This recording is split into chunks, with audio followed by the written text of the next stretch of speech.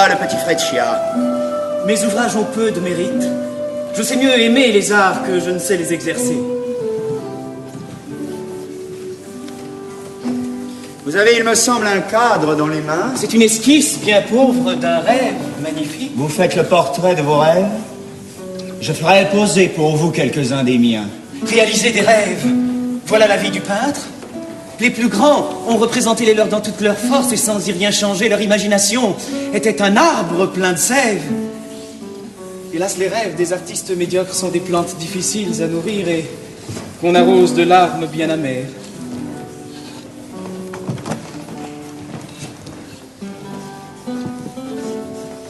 Est-ce un paysage ou un portrait? De quel côté doit-on le regarder? En long ou en large? Votre seigneurie se rit de moi. C'est la vue du Campo Santo. Combien y a-t-il d'ici à l'immortalité? L'immortalité, c'est la foi. Ceux à qui Dieu a donné des ailes y arrivent en souriant. Tu parles comme un élève de Raphaël. Seigneur, c'était mon maître. Ah, viens chez moi, je te ferai peindre la Mazafira toute nue. Non, monseigneur, je ne puis faire le portrait d'une courtisane. Dieu s'est donné la peine de la faire, tu peux te donner celle de la peindre. Me ferais-tu une vue de Florence? Oui, monseigneur. Tu peindrais, Florence, les maisons, les places et les rues? Oui, monseigneur. Pourquoi donc peux-tu faire le portrait d'une courtisane si tu peux peindre un mauvais lieu? On m'a point appris à parler ainsi de ma mère. Qu'appelles-tu ta mère? Florence, seigneur. Alors tu n'es qu'un bâtard, car ta mère n'est qu'une catin.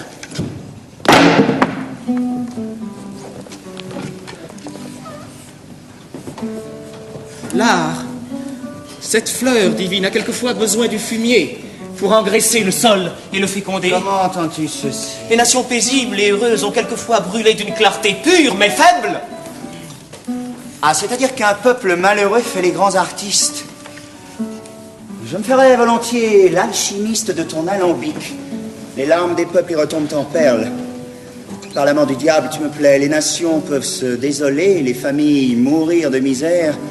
Cela échauffe la cervelle de monsieur. Admirable. Poète.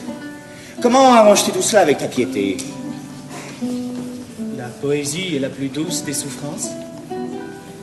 Je plains les peuples malheureux, mais je crois en effet qu'ils font les grands artistes.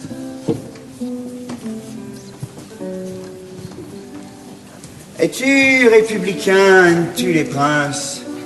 Je suis artiste, j'aime ma mère et ma maîtresse. Ton pourpoint est usé, en veux-tu un mal livré? Appartient à personne! J'ai envie de dire à mon valet de chambre de te donner des coups de bâton. Pourquoi, monseigneur? Pourquoi? Pourquoi? Parce que cela me passe par la tête.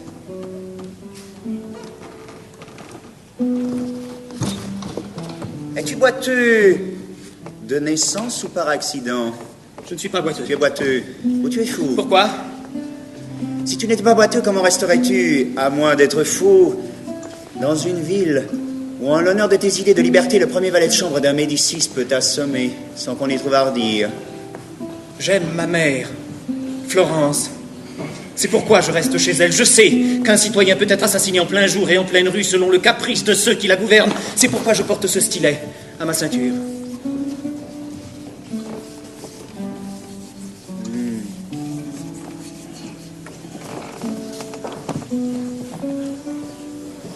Frapperais-tu le duc? Si le duc te frappait, comme il lui est arrivé de commettre par partie de plaisir des meurtres facétieux. Je le tuerais s'il m'attaquait. Tu me dis cela? À moi? Pourquoi m'en voudrait-on? Je ne fais de mal à personne. Je passe les journées à l'atelier. Le dimanche, je vais à l'Annonciade ou à Sainte-Marie. Ma jeunesse entière s'est passée dans les églises. Il me semble que je ne puis admirer ailleurs Raphaël et notre divin Buonarroti. Je demeure alors des journées entières devant leurs ouvrages dans une extase sans égale. Le chant de l'orgue me révèle leurs pensées, me fait pénétrer dans leur âme. Le soir, je vais chez ma maîtresse et quand la nuit est belle, je la passe sur son balcon. Personne ne me connaît, je ne connais personne à qui ma vie ou ma mort peut-elle être utile.